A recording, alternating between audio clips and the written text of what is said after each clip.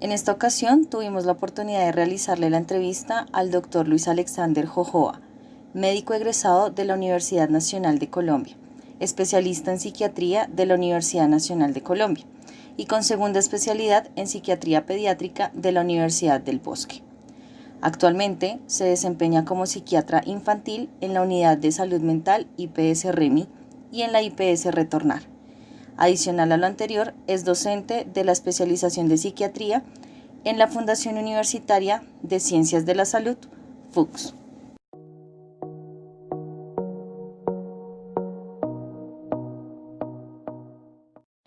Doctor Jojoa, muy buenas tardes. Buenas tardes.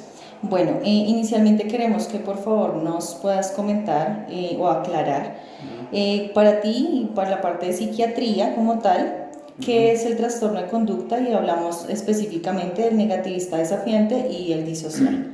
Ok, los trastornos de conducta son, como su nombre lo indica, un grupo de síntomas relacionados con dificultades a nivel comportamental y afectación de la funcionalidad social de los individuos, ¿sí? Que tienen varias categorías, ¿no? Una de ellas es los trastornos oposicionistas desafiantes y el otro grupo son los trastornos de la conducta propiamente dichos. Para que se hable de un trastorno se requiere entonces que haya no solamente este grupo de síntomas, sino la disfuncionalidad. Es importantísimo en los trastornos de conducta. No es lo mismo un niño que, digamos, tienda a tener un poquito de rechazo hacia las órdenes o hacia las autoridades, a un niño que por esos síntomas tenga dificultades a nivel social, escolar, familiar o relacional con otras personas.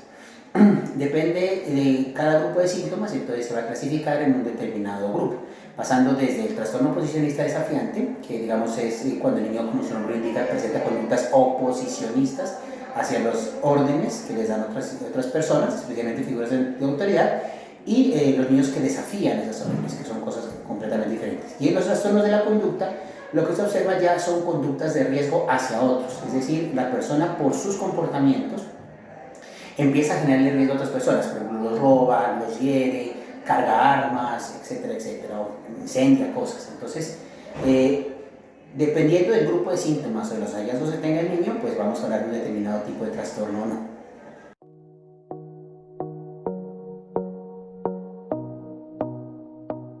Quisiera de pronto que tú nos comentaras los rasgos generales que se evalúan en una consulta de psiquiatría con estos problemas relacionados con la conducta. Ok, entonces hay que referir siempre que casi siempre los trastornos de conducta son comórbidos, es decir, están asociados con otra patología. Por ejemplo, el trastorno oposicionista desafiante se asocia en un 60% de las veces con el trastorno de déficit de atención y hiperactividad.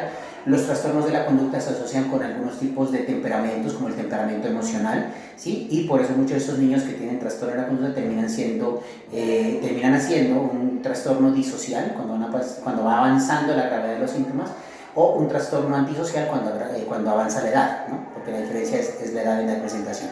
Entonces, ¿nosotros qué hacemos? Lo que hacemos es observar el motivo de consulta de la persona, digamos que generalmente son los padres, o los padres enviados por una autoridad, ya sea la escuela o la sociedad, quienes les indican a los padres que deben consultar, porque muchos padres no miran estas dificultades comportamentales como una patología per se.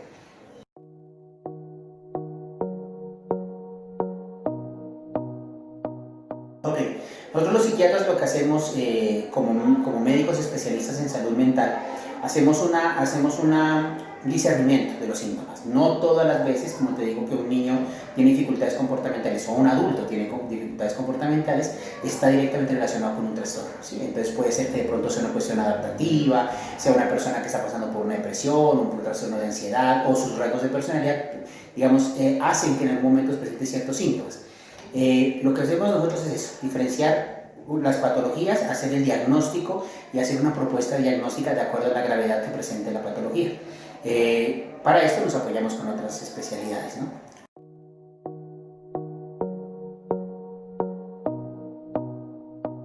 Sí, se trabaja de manera, digamos, complementaria y suplementaria. Nosotros, ¿qué hacemos con nuestros colegas los psicólogos? Lo que hacemos es que digamos, en algunos casos nos apoyan en el proceso diagnóstico con elaboración de escalas o, digamos, con realizar ciertos diagnósticos diferenciales. Por ejemplo, si el niño tiene un 6 bajo, entonces pedimos a neuropsicología que nos haga una prueba de coeficiente intelectual, o si, digamos, queremos descartar movilidad, pedimos que nos haga unas pruebas para detectar si tiene TDAH o no lo tiene, ¿sí? Entonces, con psicología nos apoyamos en el proceso diagnóstico, en el proceso terapéutico, desde la parte psicoterapéutica, generalmente con terapias de tipo cognitivo-conductual, con terapias de apoyo a la familia, porque muchos de estos casos, de estos niños tienen dificultades a nivel familiar, en donde no hay un buen respeto por las normas, malas pautas de crianza, pésimos patrones de comportamiento social. Entonces tenemos que trabajar en la familia, y también tenemos que trabajar con apoyo hacia las personas que se han visto involucradas en los trastornos del niño. Entonces hacemos apoyo a los profesores, apoyo a los compañeros, de acuerdo a lo que se haga. Entonces los psicólogos son muy importantes para todos los procesos, y también en aquellos casos en los cuales ya se excede el tipo de tratamiento. Es decir, cuando tenemos un niño que ya realmente tiene un trastorno disocial, en el cual ya hay delitos cometidos, o una persona mayor de 15 años que tenga conductas disociales, es decir, una persona con un trastorno de personalidad antisocial, tenemos que apoyarnos en ellos para que nuestra valoración sea lo más objetiva posible, porque eso va a implicar responsabilidad legal del individuo, o va a implicar arreglos que se tienen que hacer desde la parte de protección, ICF, etcétera, etcétera. Ok.